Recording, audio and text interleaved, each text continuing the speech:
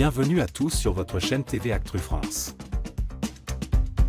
Éliminé à la surprise générale lors du dernier épisode de Koh-Lanta, la revanche des 4 terres, Andrea a brisé le silence ce 9 avril dans Télé Loisirs.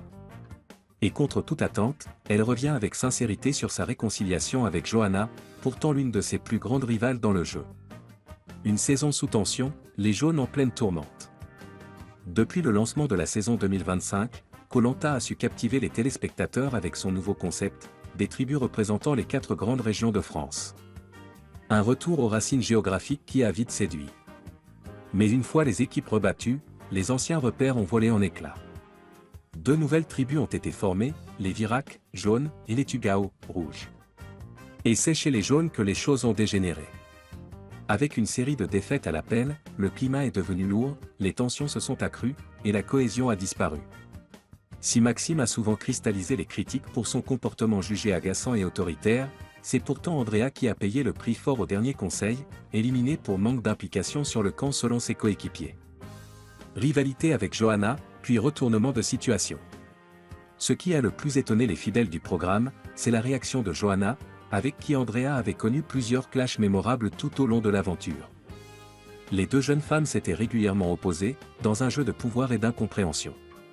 Et pourtant, au moment crucial du conseil, Johanna a surpris tout le monde. L'ancienne gymnaste, réputée pour ne pas avoir sa langue dans sa poche, a choisi de défendre Andrea, saluant son attitude, ses qualités humaines, et appelant les autres à ne pas juger uniquement sur l'apparence ou les tensions passées. Un geste fort, inattendu, et salué par les internautes. Andrea sort du silence, Koh-Lanta rend hypersensible. Dans une interview exclusive accordée à Télé Loisirs, Andrea est revenue pour la première fois sur cette réconciliation. Elle confirme que les choses se sont apaisées après le tournage, une fois l'intensité de l'aventure redescendue. Après l'aventure, nous avons fait un travail toutes les 2 pour avoir une discussion. Cette aventure ne permet pas d'avoir la lucidité émotionnelle, et même la lucidité tout court pour voir les choses d'une manière normale.